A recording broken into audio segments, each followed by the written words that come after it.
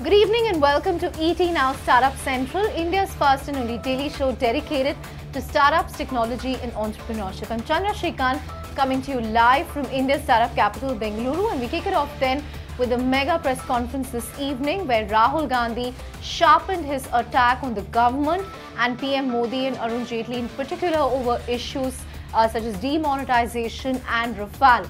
Now we want to focus on the demo part in particular because it's possibly the first time that there's been an Amazon link to demonetization.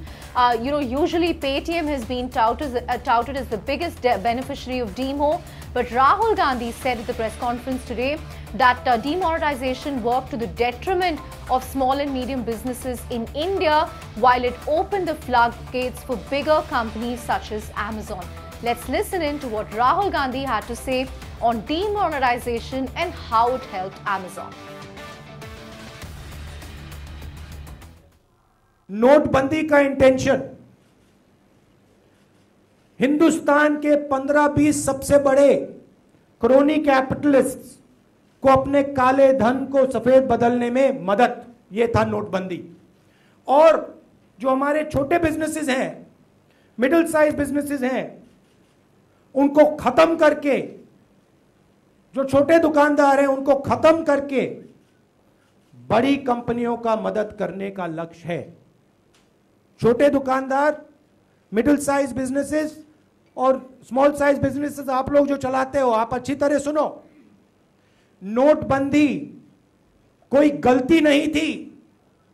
नोटबंदी आपके ऊपर आक्रमण था। नोटबंदी आपके पैर पर कुल्हाड़ी मारी गई थी। गलतफहमी में मत आइए, यह गलती नहीं थी, यह जानबूझ के आपको नष्ट करने के लिए, आपको खत्म करने के लिए और सबसे बड़े अमेज़न जैसे बिजनेस के लिए रास्ता खोलने का तरीका है। Now, even as Amazon is the focus of Rahul Gandhi's ire, Walmart and Flipkart are not far behind because the Confederation of All India Traders, or the CAIT, today filed a writ petition at the Delhi High Court asking the Enforcement Directorate to investigate Flipkart's business. Now remember, this comes days after the CAIT filed a similar petition at the NCLAT where it asked the CCI to reconsider the approval that it gave for the Flipkart-Walmart deal. My colleague Parisha Tyagi joins in with more details. Parisha. The Confederation of All India Traders has alleged that Flipkart is flouting FDI norms by running inventory-based model on its platform while Indian law only allows market-based model through FDI. Remember, according to Indian law, FDI can only be allowed in market-based model and companies cannot purchase from market store and then resell it on their own platforms, while Confederation of Indian Traders has claimed that Flipkart is doing the same. It is doing it through its preferential sellers. The Confederation has also said that Flipkart is violating market balance and distorting the level playing field by offering big discounts through sales, through Diwali Bonanza and whatnot. The Confederation has also said that Flipkart is biased in charging payments as its preferential sellers are getting to pay lower than others. Remember, a few days back, the Trade Association has appealed to NCLAT to reverse the order by CCI which granted a not to merger of Flipkart and Walmart. The association has always showed concern that entry of big giants like Walmart in Indian market will eat up the business of small companies.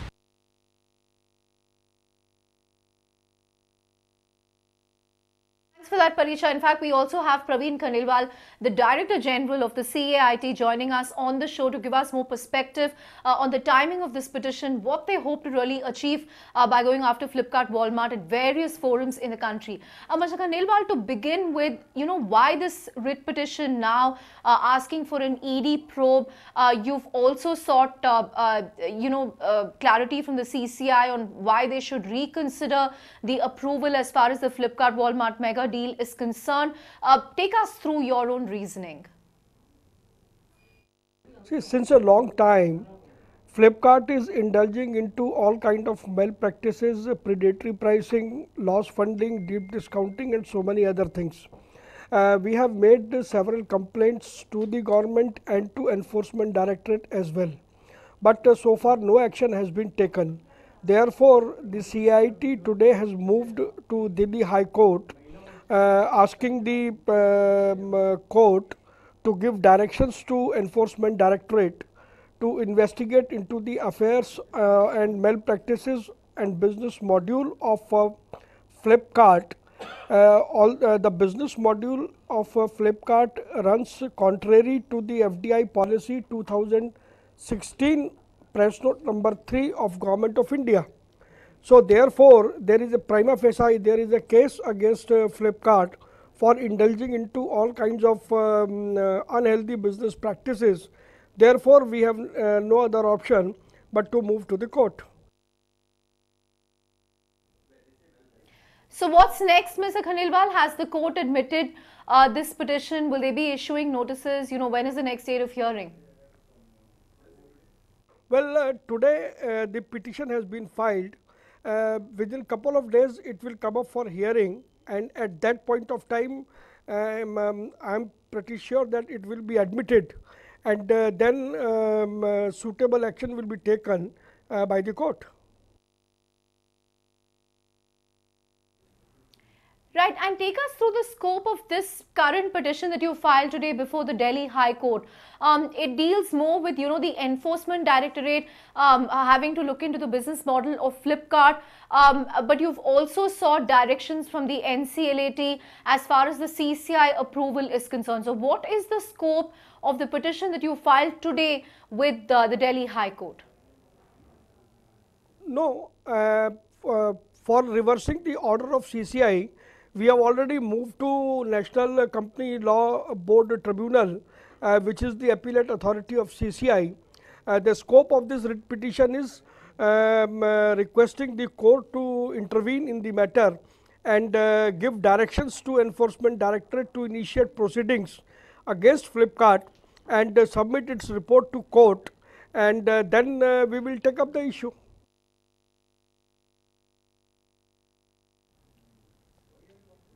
So there are two separate cases, one that you filed at the NCLAT with respect to the CCI approval, and one that you have filed today at the Delhi High Court, and this has only to do with the ED. So these are the two cases that you're pursuing right now. Very correct. Absolutely.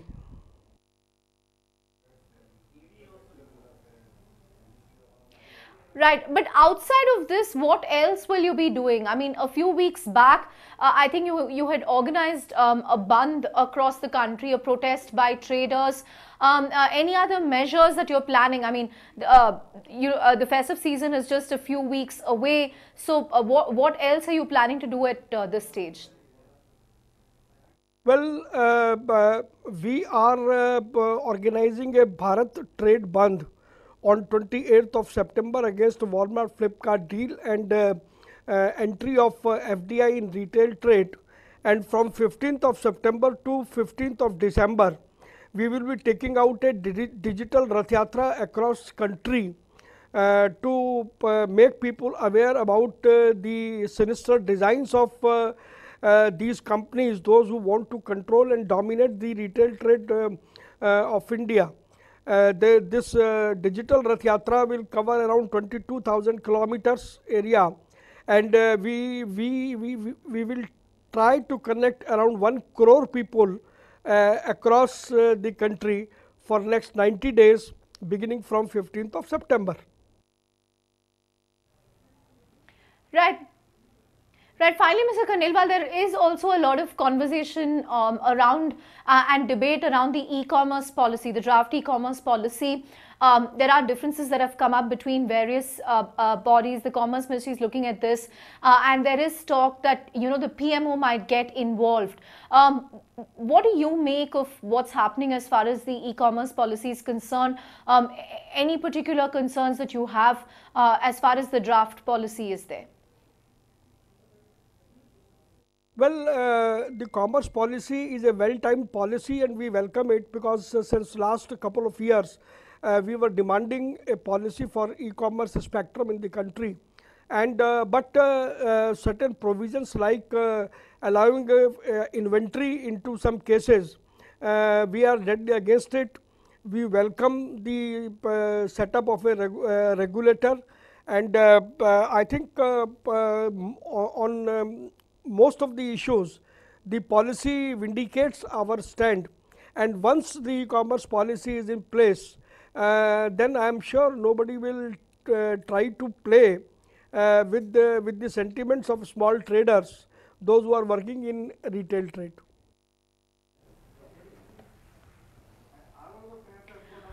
On that note, thank you so much for joining us on this edition of Startup Central. We are, of course, awaiting a response from Flipkart, on what their course of action is going to be.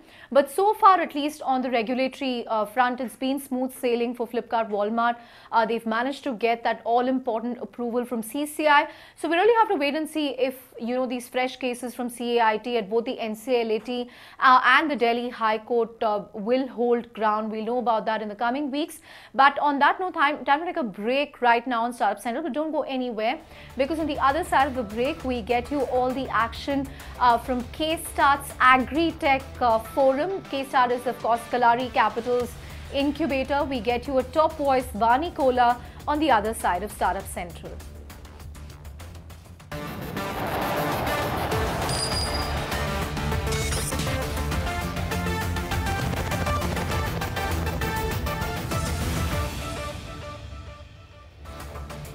Welcome back to ET Now Startup Central. As promised, all the action from Kalaari Capital CAIT, where they had a special forum on Agritech today.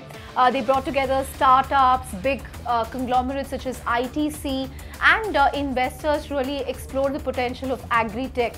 Remember, this has become an emerging area of investing for VCs, apart from other areas such as health tech and edutech. People see it as an area where you are solving problems for India using tech, and you have startups such as AgroStar, which have done quite well for themselves. But before we get you some of the startup voices, time to get you Vani Kola from Kalaari Capital. My colleague Rahul caught up with her and asked her about the potential in the agri-tech space, the difference that Jio has made as far as the data boom is concerned, and of course her perspective on what the Berkshire Hathaway investment in Paytm means for the startup ecosystem in India. Listen in to Vani Kola. The problems in agri are not new, but the solutions that we could possibly bring about today with the inflection of technology in terms of affordability of technology, maybe there is a disruption and innovation into agri that can be transformative, and I think we are at the early inflection of that, and that's what at Kalaari we are very excited why we have organized and hosted this event and sessions. Got it. You interestingly spoke about the role of vernacular internet really. How much has that sort of aided the fact that connectivity as well as sort of a lot more improved now, people have access to smartphones. Will that really be the differentiator, content being available in vernacular, products really being available in vernacular languages? Interestingly, whenever there's an inflection point, you can't attribute it to one thing. It's a combination of many things. One, of course, is the affordable smartphones that are pervasive, more than 800 million phones, but close to 400 million of those smartphones. You cannot deny the geo influence from data being affordable and accessible, 500 plus rural and or vernacular speakers that are now on internet. And hence the innovations that are happening in vernacular enablement of content is important, and also what is happening from AI data sciences, from being able to create derivative value from what is from connecting communities and learning systems.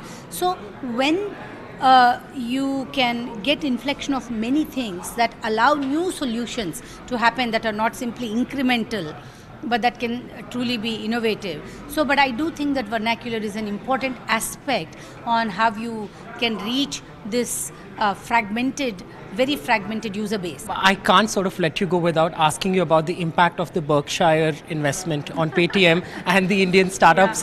What do you make of that? It's a big bet, sort of talks about the potential on the Indian startup ecosystem really.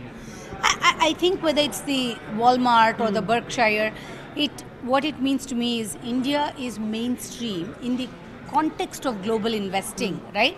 versus the backwaters for global investing. And for a long time in the last 2-3 years, we talked about the missing middle, we talked about the funding crisis for India.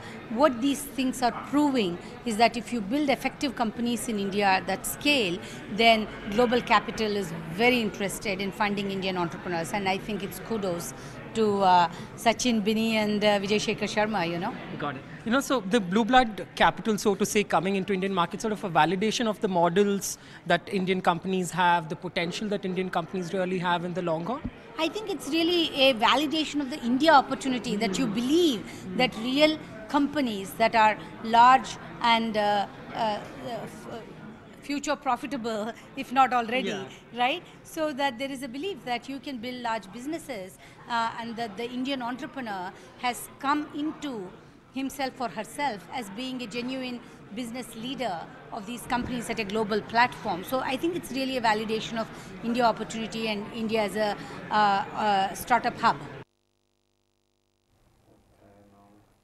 Time to get you a voice, a startup voice in the Agritech space. We are talking about AgroStar founder Shradul Sheth. Now, this is an online platform where one can buy agricultural products, and he's spoken about the challenges with respect to collecting real-time information, with respect to credit lines for farmers, and what fintech products in this area can do to really help in the agri space.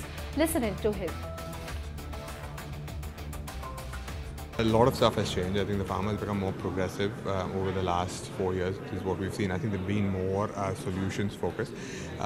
They've always been price conscious, but if you can provide a good price and you can provide a good service and a good solution, then they're willing to pay for it. I think that's a big thing that we've seen as something that has changed. Their adaptation to mobile and technology and the internet has dramatically changed. Obviously, WhatsApp has led that revolution, fueled by Jio, which has been a major enabler. So we're seeing more farmers coming online. We're seeing more farmers downloading our app, engaging with their community through their phone. I think that's a dramatic and a phenomenal change. One big challenge that a lot of them in the space talk about is the problem of credit, that you also sort of, you're interested in looking at solving that problem to sort of be a full stack player. Take us through the details, have the pilots been on, or is there a full-fledged product to really look at, offering credit, sort of being the enabler for credit as well? I think credit has always been a challenge. Just like any business, the farmer needs money to invest, and unfortunately, that's not that easily available, or it's available at very, very high interest rates. What we've seen is there are good farmers who have who not just because they've not been able to, or they've had their KCC maxed out, doesn't mean that they can't be lent to. So we've gathered enough information and data around transactions, around buying behavior, around yields and crop patterns for these farmers, and hence we're using that information over and above our base distribution platform to build fintech products for the farmer, where we can actually provide instant real-time credit, where we can partner with companies like a NABARD or other NBFCs and channel institutional credit to the farmer based on our data and our understanding of the farmer. Last. From an agri-tech startup to a VC that invests specifically in early stage agri startups. We're talking about Omnivore Ventures. Mark Khan of Omnivore told us about the opportunity for startups in this space and what sort of solutions they can build in India for the world. Omnivore started in 2011, and when we started, we were essentially like pioneers, right? There were almost no investors that would back agriculture and food startups in India, and it was both scary and inspiring at the same time.